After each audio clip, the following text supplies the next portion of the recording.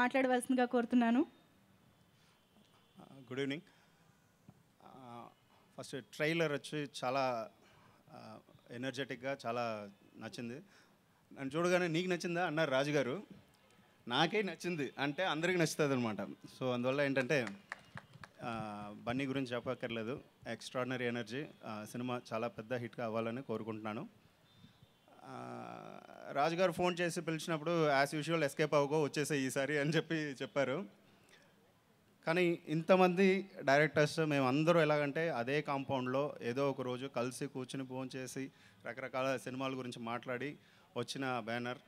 So ఈ ఒక మూమెంట్ని miss అవ్వడం ఇష్టం లేదు. అండ్ అందరూ ఫ్రెండ్స్ ఇంతమందిని ఒకేసారి కలవడం చాలా ఆనందంగా ఉంది. సినిమాకి ఎలాగో విష్ చెప్పేశాను. రాజు గారి గురించి ఎస్విసి గురించి చెప్పాలి.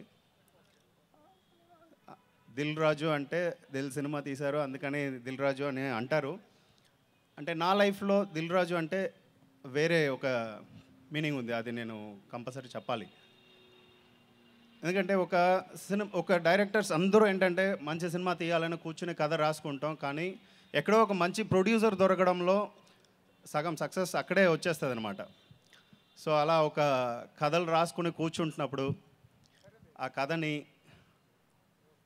సెలెక్ట్ చేసుకోవడం వేరే విషయం. అది తెరకు వచ్చే వరకు మాకు ఎంత సపోర్ట్గా ఆయన ఉండేవారు అన్నది ఈ మూమెంట్లో చెప్పి తీరాలి. ఎందుకంటే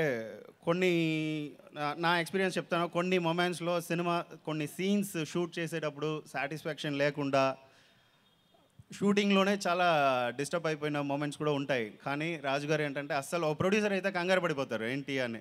కానీ రాజుగారు ఆఫీస్ పిలిచి అసలు ఏంటి ఏం కావాలని చాలా సిన్సియర్గా అడుగుతారనమాట. నాకు ఇంకా బెటర్గా కావాలి, ఇంకా బెటర్గా తీయాలనుకుంటే దానికి కావాల్సినంత సపోర్ట్ అన్నది ఆల్వేస్ ఆయన దగ్గర నుంచి నాకు 2 సినిమాలు చేశాను. ఆల్వేస్ నాకు ఆయన దగ్గర నుంచి దొరికింది. సార్ అదే మూమెంట్ అందరు డైరెక్టర్లకి అలాగే దొరికింది. సో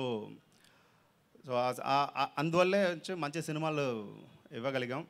సో ఈ సినిమా ఎస్విసి అన్నది మా అందరికీ చాలా ఒక ఇంపార్టెంట్ బ్యానర్. సో ఇలాగే ఇంకా 100 ఫిల్మ్స్, మోర్ దెన్ 100 ఫిల్మ్స్ తీయాలి. మోర్ దెన్ 100 డైరెక్టర్స్ వచ్చి ఈ సంస్థ నుంచి రావాలని కోరుకుంటున్నాను. Thank you. Super. Thank you.